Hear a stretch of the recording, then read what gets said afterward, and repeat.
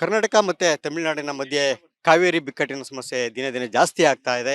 ಜೊತೆಗೆ ಮಂಡ್ಯದಲ್ಲಿ ಪ್ರತಿಭಟನೆಗೆ ಕೂಡ ಕರೆ ಕೊಟ್ಟಿದ್ದಾರೆ. ಈ ಬೆಳವಣಿಗೆಗಳ ಮಧ್ಯೆ ತಮಿಳುನಾಡು ಮುಖ್ಯಮಂತ್ರಿ ವಿಜಯ್ ಅವರು ಕೂಡ ರಾಜ್ಯಕ್ಕೆ ಭೇಟಿ ಕೊಡ್ತಾರೆ. ಸೌಹಾರ್ದಯುತ ಭೇಟಿ ಮೂಲಕ ಮಾತುಕತೆ ಮೂಲಕ ಎರಡು ರಾಜ್ಯಗಳಲ್ಲಿ ಉದ್ಭವಿಸಿರ್ತಕ್ಕಂಥ ಸಮಸ್ಯೆಯನ್ನು ಬಗೆಹರಿಸಿಕೊಳ್ಬೇಕು ಅಂತ ಹೇಳಿ ಈ ಮಧ್ಯೆ ಪ್ರತಿಭಟನೆ ಆಗ್ತಿದೆ. ಈ ಪ್ರತಿಭಟನೆಯನ್ನ ಬಿಜೆಪಿ ಅವರು ಕರೆ ಕೊಟ್ಟಿದ್ದಾರೆ. ಕಾಂಗ್ರೆಸ್ನ ಶಾಸಕರು ಯಾವ ರೀತಿಯಾಗಿ ನೋಡ್ತಾರೆ ನೋಡೋಣ. ನಮ್ಮ ಜೊತೆಗೆ ಹಿರಿಯ ಶಾಸಕರಂತ ಕೋನ್ ರೆಡ್ಡಿ ಅವರು ಇದ್ದಾರೆ. ಅವರ ಅಭಿಪ್ರಾಯ ಏನು ಕೇಳೋಣ. ಸರ್, ಈಗ ತಮಿಳುನಾಡು ಕಾವೇರಿ ನದಿ ನೀರಿನ ವಿಚಾರ ಇವತ್ತಿಂದು ವ್ಯವಸ್ಥೆನಲ್ಲ, ಪ್ರತಿ ವರ್ಷನೂ ಆಗ್ತಾ ಇರ್ತದೆ. ಮಳೆ ಆಗ್ದಿಲ್ದಂತ ಸಂದರ್ಭದಲ್ಲಿ ಸಹಜವಾಗಿ ಜಾಸ್ತಿ ಆಗ್ತಾ ಇರ್ತದೆ ಇಂಥ ಸಮಸ್ಯೆ. ಮಳೆ ಆಗಿದ್ರೆ ಸಮಸ್ಯೆ ಆಗ್ತಿರಲ್ಲ. ಈಗ ತಮಿಳುನಾಡಿನ ಮುಖ್ಯಮಂತ್ರಿಗಳು ಬರ್ತಾ ಇದ್ದಾರೆ, ಮಾತುಕತೆ ಮೂಲಕ ಬಗೆಹರಿಸ್ಕೊಳ್ಬೇಕು ಅಂತದ್ದು ಒಂದ್ ಕಡೆ ಆದ್ರೆ, ಮತ್ತೊಂದ್ ಕಡೆ ಪ್ರತಿಭಟನೆಗೆ ಕರೆ ಕೊಟ್ಟಿದ್ದಾರೆ ಈಗ ಬಿಜೆಪಿ ಅವರು. ಇದನ್ನ ಯಾವ ರೀತಿಯಾಗಿ ನೋಡ್ತೀರಿ? ನೋಡು, ಬಿಜೆಪಿ ಅವರು ಎಲ್ಲಿ ಪ್ರತಿಭಟನೆ ಮಾಡಬೇಕು ಅಲ್ಲಿ ಪ್ರತಿಭಟನೆ ಮಾಡಿದ್ರೆ ಒಳ್ಳೇದು. ನನ್ನ ದೃಷ್ಟಿಯೊಳಗೆ ಈಗ ಮುಖ್ಯಮಂತ್ರಿ ವಿಜಯ್ ಅವರು ನಮ್ಮ ರಾಜ್ಯಕ್ಕೆ ಬರತ್ತಾರೆ. ಮುಖ್ಯಮಂತ್ರಿ ಸನ್ಮಾನ್ಯ ಡಿ ಕೆ ಶಿವಕುಮಾರ್ ಸಾಹೇಬ್ರು ಅವ್ರು ಕೂತು ಒಂದು ಸಭೆ ಮಾಡಿದ್ರು. ನಮ್ಮಲ್ಲೇ ಡ್ಯಾಮ್ ಖಾಲಿ ಆಗೈತಿ, ನೀರ ನಿಮ್ಗೆ ಬಿಡಾಕಿಲ್ಲ, ಆದೇಶ ಆದರೂ ಕೂಡ ನಮ್ಗೆ ಅದು ಪಾಲನೆ ಮಾಡೋಕ್ಕೆ ಸಾಧ್ಯ ಆಗ್ತಾ ಇಲ್ಲ.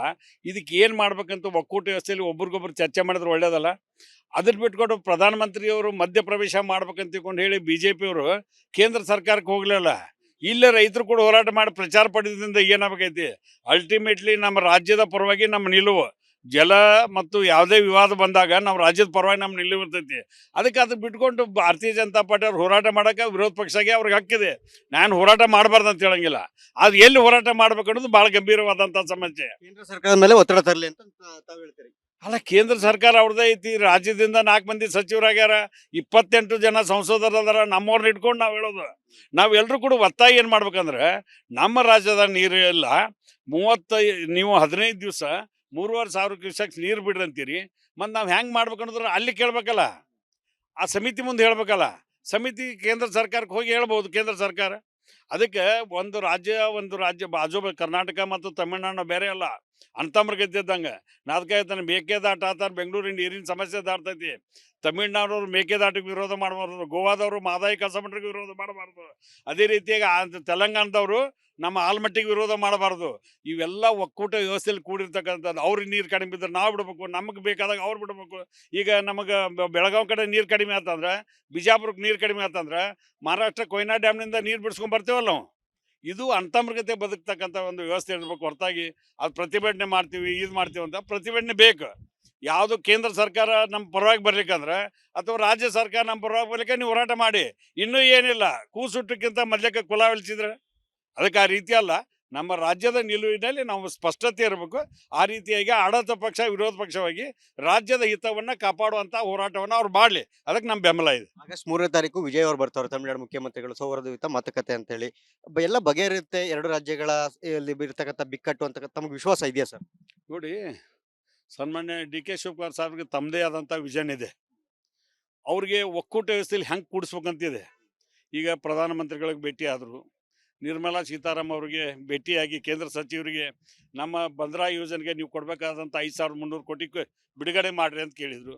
ಮತ್ತು ಅದೇ ರೀತಿಯಾಗಿ ಮೊನ್ನೆ ನಡೆದಂಥ ಸಭೆ ಹೊಸಪೇಟೆಯಲ್ಲಿ 3 ರಾಜ್ಯಗಳ ಮುಖ್ಯಮಂತ್ರಿಗಳು ಕರೆದು, ತೆಲಂಗಾಣ ಮುಖ್ಯಮಂತ್ರಿ ರೇವಂತ್ ರೆಡ್ಡಿ ಅವರು, ಅದೇ ರೀತಿ ಆಂಧ್ರ ಮುಖ್ಯಮಂತ್ರಿ ಆದಂಥ ಚಂದ್ರಬಾಬು ನಾಯ್ಡು ಅವರು, ನಮ್ಮ ಮುಖ್ಯಮಂತ್ರಿ ಆದಂಥ ಡಿ ಕೆ ಶಿವಕುಮಾರ್ ಒಂದು ಒಕ್ಕಟ್ಟಿನ ಸಭೆ. ಕೇಂದ್ರ ಜಲಸಂಪನ್ಮೂಲ ಸಚಿವರಾದಂಥ CR ಪಾಟೀಲ್ ಬಂದರು. ಎಷ್ಟು ಗೌರವ ಹೆಚ್ಚಿಸ್ತು ಅಂಥದಕ್ಕೆ ಯಾಕೆ ಸಾಹಸ ಕೈ ಹಾಕಲ್ಲಿ ಅವರು? ಪ್ರಧಾನಮಂತ್ರಿಗಳ ಕಡೆ ಒಂದು ಸಭೆ ಮಾಡಿಸ್ಲೇಬೇಕು. ಸರ್ವಪಕ್ಷ ಸಭೆ ಕರೆಯತ್ತಲ್ಲ, ಈ ಎಲ್ಲ ಇಡೀ ರಾಜ್ಯದ ಸಮಸ್ಯೆಗಳನ್ನ ಇಟ್ಕೊಂಡು ಕರೀಲಿ ಮುಖ್ಯಮಂತ್ರಿಗಳು. ಅವತ್ತು ಯಾರ್ಯಾರು ತಮ್ಮ ವಾದ ಮಂಡನೆ ಮಾಡೋದು ಮಾಡಲಿಲ್ಲ ಸರ್ಕಾರಕ್ಕೆ. ಈಗ ಬರಗಾಲ ಬಿದ್ದೈತಿ, ಬರಗಾಲ ಕೇಂದ್ರ ಸರ್ಕಾರ ನಮ್ಮ ನೆರವಿಗೆ ಬರಬೇಕಲ್ಲ. ನೀವು ಬಿಜಾಪುರಕ್ಕೆ ಹೋಗಿ ಅಧ್ಯಯನ ಮಾಡ್ತೀವಿ, ಅಲ್ಲೇ ಅಧಿಕಾರಿಗಳು ಕಡಿದ ರಿಪೋರ್ಟ್ ತಗೊಂಡು ನನಗೇನು ಗೊತ್ತಾಗದ, ಅಧಿಕಾರಿಗಳಿಗೆ ಕಲೆಕ್ಟ್ ಮಾಡಬೇಕು, ಈ ಸರ್ಕಾರಕ್ಕೆ ಕೊಡ್ಬೇಕು. ಇವರು ಅಧಿಕಾರಿಗಳಿಗೆ ಕರೆಕ್ಟಾಗಿ ಬೇಕಾದ್ರೆ ಹೇಳಿ, ಒಬ್ಬರ ಹೊಲಕ್ಕೆ ಹೋಗಿ ಏನು ರಿಪೋರ್ಟ್ ತೊಗೊಂಬಂದಾರ ಅವ್ರು ಹೇಳಿ, BJP ಅವ್ರು ನೋಡೋಣ. ಹಂಗಲ್ಲ, ಒಕ್ಕೂಟ ವ್ಯವಸ್ಥೆಯಲ್ಲಿ ಇವತ್ತು ಬರಗಾಲ ಬಿದ್ದಾಗ ಕೇಂದ್ರ ಸರ್ಕಾರ ನಮ್ಮ ನೆರವಿಗೆ ಬರ್ಬೇಕು. BJP ಅವ್ರು ಪ್ರತಿಭಟನೆ ಮಾಡಲಿ, ಅವ್ರು ಕೂಡ ನಾವು ಹೋಗ್ಬೇಕಾದ್ರೆ ಕೇಂದ್ರ ಸರ್ಕಾರಕ್ಕೆ ನಾವು ಅವ್ರು ಕೂಡ ಜಾಯಿಂಟ್ ಮಾಡೋಣ ಅಂತ. ರಾಜ್ಯವನ್ನು ಪ್ರತಿನಿಧಿಸ್ತಿರ್ತಕ್ಕಂತಹ ಕೇಂದ್ರ ಮಂತ್ರಿಗಳಿಗೆ ಏನ್ ಹೇಳ್ತೀರಿ ಕಾವೇರಿ ವಿಚಾರವಾಗಿ? ಅಲ್ಲ, ಕೇಂದ್ರ ಸಚಿವರಿಗೆ ಸನ್ಮಾನ್ಯ ಪ್ರಹ್ಲಾದ್ ಜೋಶಿ ಸಾಹೇಬ್ರು ಇರ್ಬೋದು, ಕುಮಾರಸ್ವಾಮಿ ಸಾಹೇಬ್ರು ಇರ್ಬೋದು, ಸೋಮಣ್ಣ ಅವ್ರು ಇರ್ಬೋದು, ಶೋಭಾ ಕರಂದ್ಲಾಜೆ ಮೇಡಮ್ ಅವ್ರಿಗೆ ಇರ್ಬೋದು, ನಮಗೆಲ್ಲರಿಗೂ ವಿನಂತಿ, ರಾಜ್ಯದ ಪರವಾಗಿ ಅವ್ರ ನಿಲುವನ್ನಾಗಿ ಯಾರೂ ಬದಲಿ ಆಗೋದಿಲ್ಲ. ಅದಕ್ಕೆ ಅವ್ರಿಗೆ ಎಲ್ಲರಿಗೂ ನಾವು ಮನವಿ ಮಾಡ್ತಕ್ಕ ರಾಜ್ಯದ ಹಿತದೃಷ್ಟಿಯಿಂದ ಎಲ್ಲ ಯೋಜನೆ ಬಗ್ಗೆ ವಿಶೇಷವಾದಂಥ ಗಮನ ಕೊಟ್ಟು 28 ಜನ ಸಂಸದರು ಕರ್ಕೊಂಡು ಮುಖ್ಯಮಂತ್ರಿಗಳನ್ನ ಡೆಲ್ಲಿ ಕರ್ಸ್ಕೊಂಡು ಏನಾರು ಒಂದು ಮಾಡಿ ಒಂದು ಸೂತ್ರ ಕಂಡು ಹಿಡಿಬೇಕು. ಇಲ್ಲಿಗಾರ ನಾವು 10 ವರ್ಷಗಟ್ಟಲೆ 100 ವರ್ಷಗಟ್ಟಲೆ ಬಡ್ದಾಡ್ಕೊತ ಹೋದ್ರೆ ಯಾರು ಕೇಳ್ತಾರೆ ನಮ್ಮನ್ನು? ಅದಕ್ಕೆ ರೈತರ ಪರವಾಗಿ ನಿಲುವು ನಮ್ದು ಯಾವಾಗಲೂ ಕಾಂಗ್ರೆಸ್ ಪಾರ್ಟಿದು ಕೂಡ ಅದೇ, ನಂದು ಕೂಡ ಅಂತೂ ವೈಯಕ್ತಿಕವಾಗಿ ನಾನು ರೈತರ ಪರವಾಗಿ ಹೋರಾಟ ಮಾಡ್ಕೊಂಡ್ಬಂದವ. ಯಾವುದೇ ಪರಿಸ್ಥಿತಿಯಲ್ಲಿ ರೈತರ ನಿಲುವಿನಲ್ಲಿ ನಮ್ದು ಯಾವುದೇ ಬದಲಾವಣೆ ಇಲ್ಲ. Thank you sir, thank you. Yes, ಇದಿಷ್ಟು ಕೂಡ ಹಿರಿಯ ಶಾಸಕರಾದ ಕೋನ್ ರೆಡ್ಡಿ ಅವರ ಮಾತು. ಅವ್ರು ಹೇಳುವಂತೆ ಪ್ರತಿ ವರ್ಷವೂ ಕೂಡ ಇದೇ ರೀತಿಯ ಸಮಸ್ಯೆ ಉದ್ಭವ ಆಗ್ತಾನೆ ಇರುತ್ತೆ. ಮಳೆ ಆಗದೆ ಹೋದ್ರೆ ಅಂತೂ ಈ ಸಮಸ್ಯೆ ಪ್ರತಿ ವರ್ಷವೂ ಕೂಡ ತಾರಕಕ್ಕೆ ಏರ್ತಾನೆ ಇರುತ್ತೆ. ಹೀಗಾಗಿ ರಾಜ್ಯವನ್ನು ಪ್ರತಿನಿಧಿಸಿರ್ತಕ್ಕಂತಹ ಕೇಂದ್ರದ ಮಂತ್ರಿಗಳು, ರಾಜ್ಯದ ಮುಖ್ಯಮಂತ್ರಿ ಸೇರಿದಂತೆ ಎಲ್ಲರ ನಿಯೋಗ ಹೋಗಿ ದೆಹಲಿಯಲ್ಲಿ ಕೂತು ಚರ್ಚೆ ಮಾಡಿ ಇದಕ್ಕೆ ಒಂದು ಶಾಶ್ವತವಾದಂತಹ ಪರಿಹಾರವನ್ನ ಕಂಡುಕೊಳ್ಬೇಕು ಅಂತೇಳಿ ಒತ್ತಾಯ ಮಾಡಿದ್ದಾರೆ. ನೋಡೋಣ ಈ ಒಂದು ಕಾವೇರಿ ವಿವಾದ ವಿಚಾರ ಏನಿದೆ ಇದು ಯಾವೆಲ್ಲ ತಿರುವುಗಳನ್ನ ಪಡ್ಕೊಳ್ಳುತ್ತೆ ಅನ್ನೋದನ್ನ. ಕ್ಯಾಮ್ರಾ ಪರ್ಸನ್ ಶಿವಕುಮಾರ್ ಜೊತೆ ಸುರೇಶ್, ರಿಪಬ್ಲಿಕ್ ಕನ್ನಡ, ಬೆಂಗಳೂರು.